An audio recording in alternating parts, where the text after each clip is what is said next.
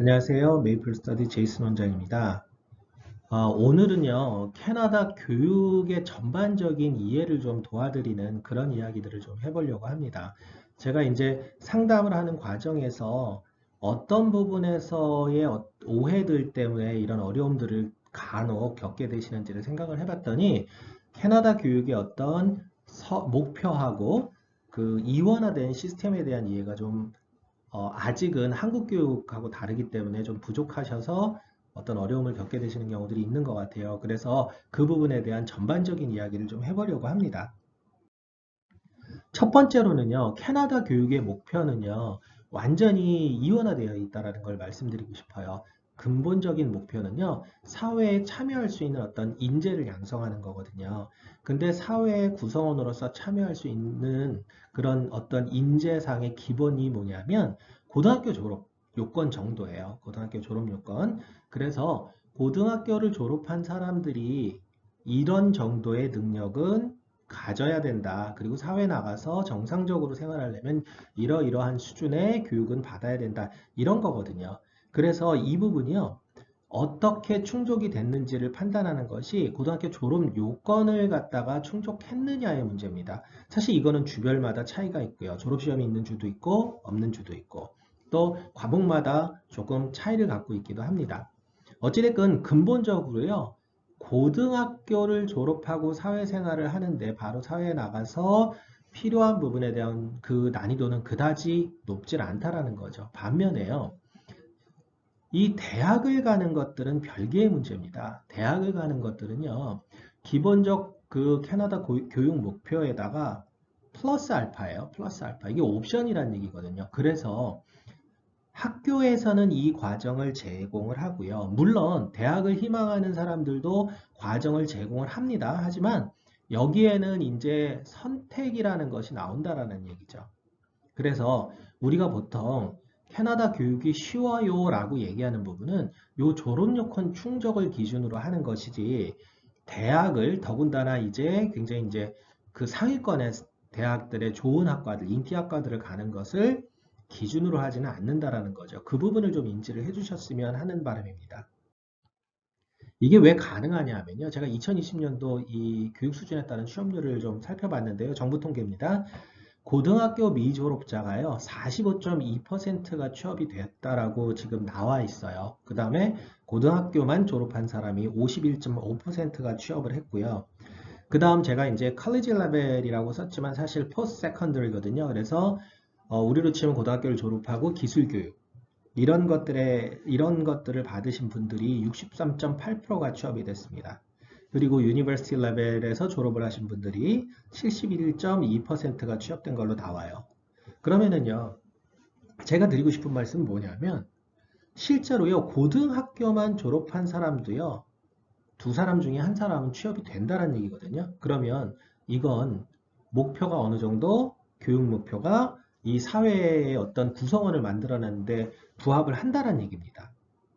그러니까 캐나다는 그 두 개의 교육 시스템을 이원화하는 것이 가능하다는 얘기죠. 그런데요, 자, 보세요. 문제는 대학을 가려고 하는 사람들에게는 그 과정에서 별도의 조금 노력이 필요할 수 있다라는 겁니다. 졸업요건 과목 외에도요, 물론 이제 상당 부분 겹치는 부분이 있지만 과목수나 이런 거에서는 대학에서 요구하는 과목을 이수를 해야 된다라는 거죠. 대학에서 요구하는 과목을. 그런데 생각을 해보세요. 대학은요, 이게 우리가 그냥 쉽게 간단히 생각해 보시면 되는 게요. 캐나다 대학 쉽지 않다라고 얘기를 합니다. 캐나다 대학이요. 또는 이제 우리나라에 있는 한국에 있는 대학하고 비교를 해 놓으면요. 캐나다 대학이 한국 대학보다 쉬울까요? 전공이? 대학 전공은 어느 나라나요? 일정 부분의 교육 수준을 요구를 합니다. 그렇기 때문에 우리가 간단히 얘기해서 한국 대학에서 요구하는 수준과 캐나다 대학에서 요구하는 수준이 그다지 차이가 많을 거라고 생각해서는 안 된다라는 거죠. 물론요, 우리 한국도요, 성적이 낮은 학생들이 갈 수 있는 조금은 비인기 대학, 비인기 학과들이 있죠.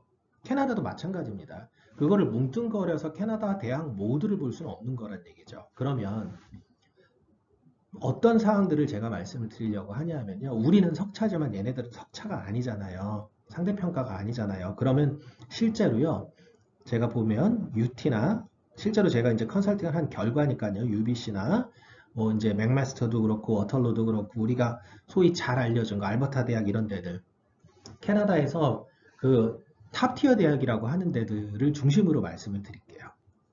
일단 대학 교육 과목을 이수를 하는 데 있어서 우리가 가장 흔하게 하는 것이 아카데믹 레벨이에요. 아카데믹 레벨이라는 것은 대학에서 요구하는 어떤 바이올로지, 뭐 케미스트리를 해야 된다, 아니면 뭐 엔지니어링 쪽 하려면 피직스를 해야 된다, 수학은 칼큘러스 레벨을 해야 된다, 이런 것들이거든요.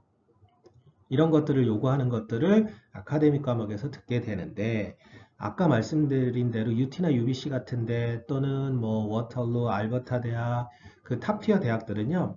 거기에서 특히 스템 과목 그 인기학과들은요. 이걸로는 좀 합격을 보장하기가 어려워요. 굉장히 우수한 학생들이 지원을 하기 때문에요. 그래서 아이들이요. 이거 갖고는 좀 안 되니까 여기에서는 석차를 매기는 게 아니기 때문에 자신의 우수성을 보여주기 위해서 조금 더 높은 수준의 공부를 하게 됩니다. 그래서요, 보통 대도시에 있는 데들은 AP를 하든지 아니면 IB 프로그램에 IB 학교를 가든지 이 두 가지를 사실 선택하는 게 가장 흔한 방법이고요. 내가 있는 지역이 조금 외곽이라서 AP나 IB가 제공되지 않는다 그러면 학교에서는요, 그 학교 수준에서 우리로 치면 우등반 같은 거, 어너스 레벨을 제공하는 경우가 대부분입니다. 찾아보면.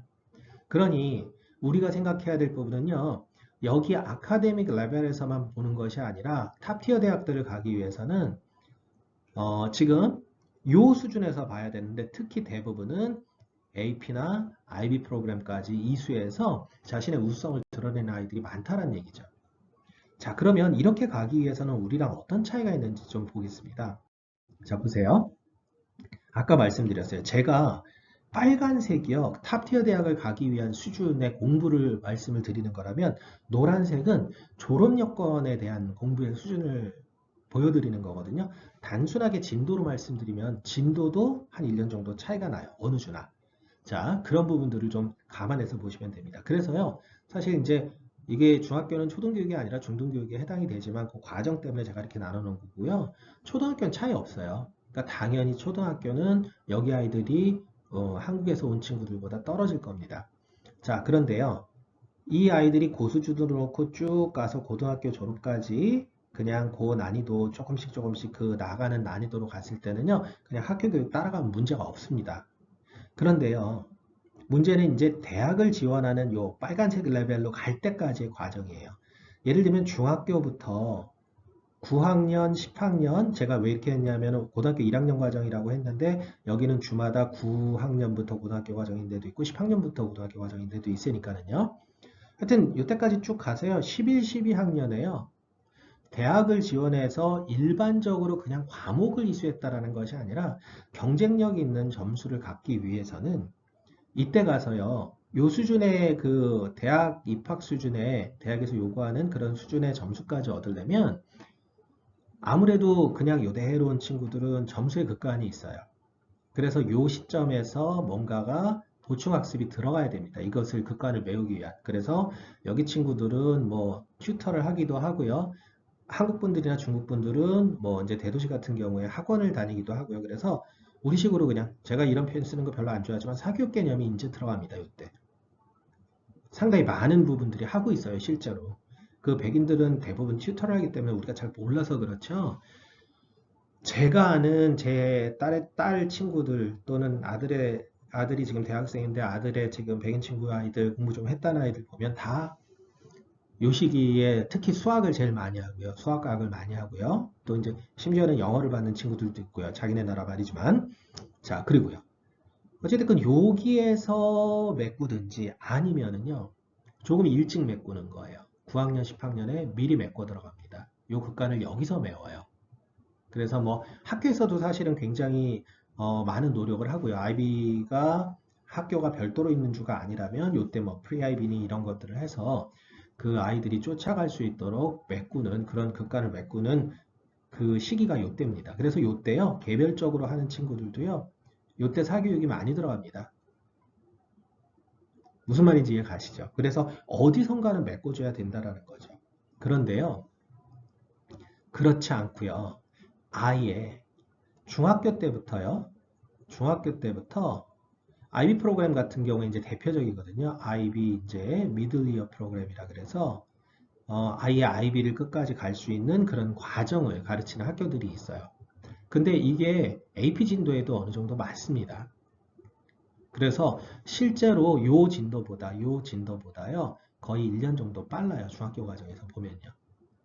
그래서 이렇게 놓고 봤을 때 아예 중학교부터 시작하는 사람들도 많다라는 거죠. 근데 대부분은 이런 경우에 IB 학교나 IB 중학교나 이런 경우에는요, 사립학교들이 많습니다. 그래서 여기서도 상당히 많은 그 캐네디언들이 교육에 관심이 있고 이런 사람들이 많이 사립학교를 보내는 편이에요. 그래서 요때부터 이제 출발점이 아예 얘네들은 처음부터 여기에 목표를 맞춰두고 하니까 그대로 따라가면 별 문제 없이 진도나 그 심화 과정까지 잘 갈 수 있다는 얘기죠.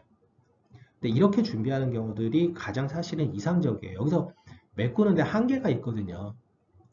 그렇잖아요. 지나간 걸 메꾸는 게 어려우니까. 이 과정대로 쭉 가는 것이 가장 그 탑티어 대학을 지원하는 데 있어서는 이상적인 단계라고 저는 생각을 합니다. 그런데요. 그렇다고 그럼 모두 뭐 IB나 이런 것들을 하는 사립학교를 다니라라고 말씀드리는 게 아니라요. 요때요.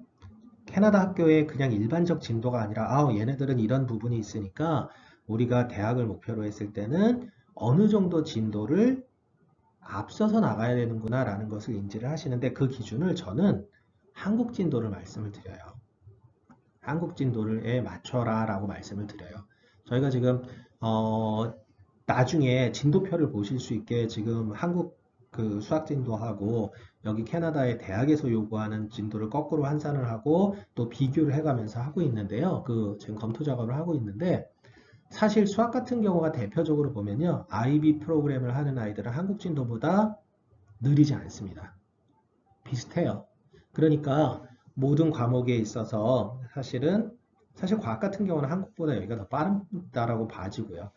수학을 기준으로 놓고 보면 여기가 쉬우니까 여기에 맞춰서가 아니라 한국 학생들이 나가는 진도에 맞춰서 준비를 하시면 그게 올바른 그 진도 준비다라고 생각을 하시고 별도로 좀 진행을 좀 집에서 봐주시고 이렇게 하는 것들이 나중에 큰 도움이 될 거라는 말씀을 드립니다. 그래서요, 제가 오늘 말씀드리고 싶었던 것은 우리 진도 자체가 여기 진도나 목표 자체가 캐나다는 이원화되어 있기 때문에 우리가 이것들을 섞어서 이 진도, 이 진도 어느 순간에 가다 보면 되겠지가 아니라 분명히 대학을 목표로 하는 사람들에게는 지금은 뭐 그렇지 않는데도 불구하고 거의 5대5 과정, 그 별개의 선택 과정이니 내가 준비해야 될 부분이 많다라고 생각을 하시고 좀 준비를 해달라.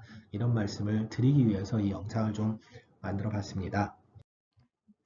자, 뭐 늘 말씀드리지만 저는 이제 저도 마찬가지고요. 이민자로서 그래도 자녀 교육이 굉장히 중요하다고 보거든요. 다음 세대 우리가 여기서 자리를 잡으려면.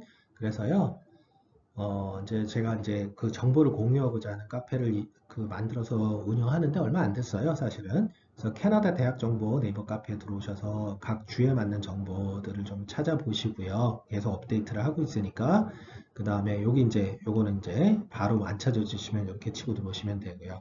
또 개별적으로 교육 상담 신청 원하시는 분들은요, 이 카페 들어오시면 이런 식의 링크가 걸릴 거예요. 그래서 그거를 누르시면 저에게 1대1 상담 신청할 수 있는 폼을 작성할 수 있으니까 그렇게 해주시면 될 것 같습니다. 오늘 영상이 뭐 대부분 아시는 걸 텐데도 불구하고 제가 그 높아심에서 한 번 더 말씀드리고 올리는 거니까는요. 다소나마 이제 새로 아이들이 어리거나 아니면 캐나다에 새로 오신 분들 또는 유학을 보내시는 분들에게 좀 그 길잡이가 될 수 있는 그런 정보였기를 바랍니다. 감사합니다.